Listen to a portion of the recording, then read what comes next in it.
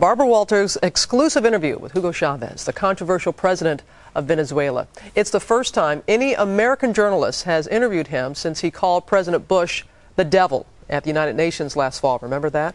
Barbara is here this morning. She pulled no punches, asking him about his reputation here in the U.S.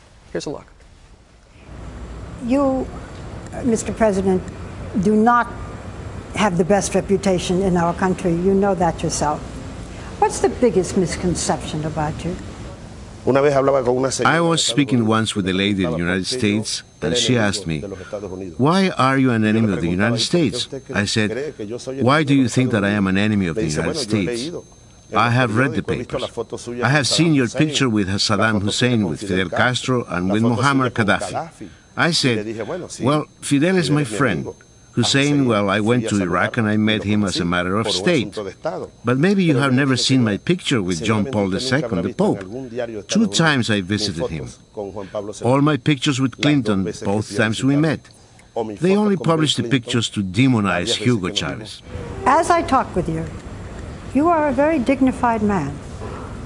But we have heard you call the President of the United States a devil, a donkey, a drunk, a liar, a coward, a murderer.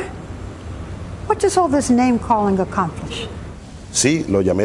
Yes, I called him a devil in the United Nations. That's true.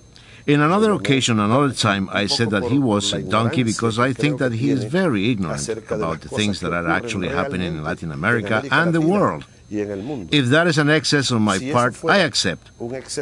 And I might apologize. But who is causing more harm? Do I cause any harm by calling him a devil?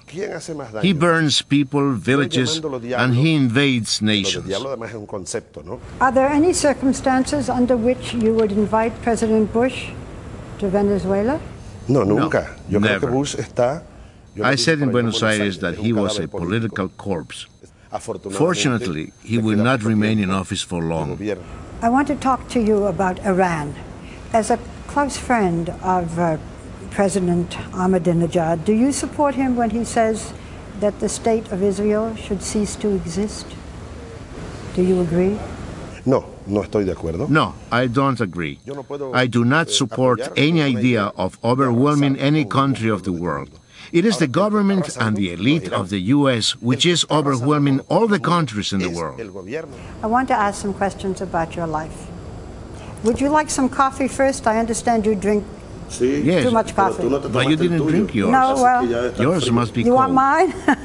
Yes, you didn't drink yours. It must be cold. It is. Yes, we'll get... give it to me. I will drink it. Okay. Yeah, I will drink it. I drink a lot of coffee, beyond any advisable or any medical recommendation. But if I had to quit it, I would quit it, as well as I have quit so many intimate things. I left my home. I left my kids. I see them every now and then. I left what is most dearest to me. I had to abandon them. I do not regret anyway, because my life is devoted to the poor or the earth. You are not married now. Do you want to marry, or are you married to the revolution? It is very hard to be married. I have been married twice, but it is very hard. But I have a heart here, a beating heart in my chest. I've got blood running through my veins, you know. También tengo sangre en las venas. Barbara, fresh off the plane, he is a passionate man. That's very apparent. Yes, but you know, when you meet him, when you see him in the navy blue suit and not the red shirt that he's in, he's passionate about his dislike for George Bush. He does like this country, and he's passionate about his feelings about America, and he feels that with a new president that we can be friends.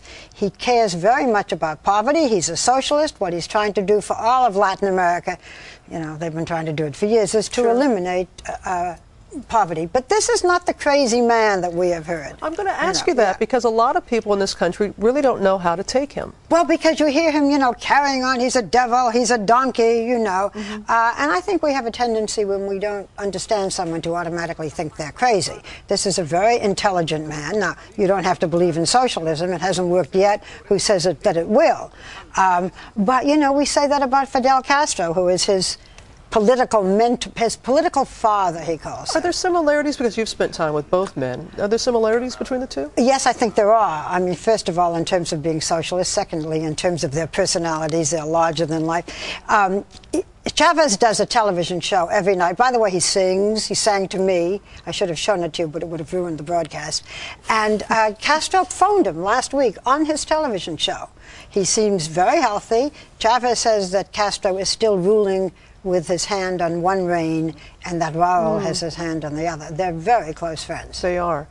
The concerns, though, about Chavez here in this country is the fear that he may cut off oil supply here. Is that a legitimate concern? Look, he says that we're trying to assassinate him, that the CIA is trying to assassinate him, and he has said that we might invade. If we invaded, and he says that that's not going to happen, those would be the only circumstances, he says, in which he would cut off oil.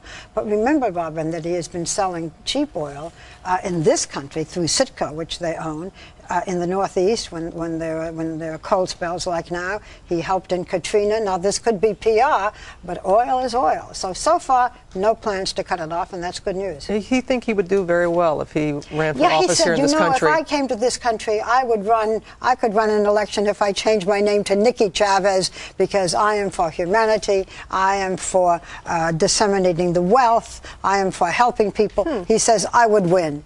So put his name down on the list. So many others are running. Barbara, thank you. Insightful as always.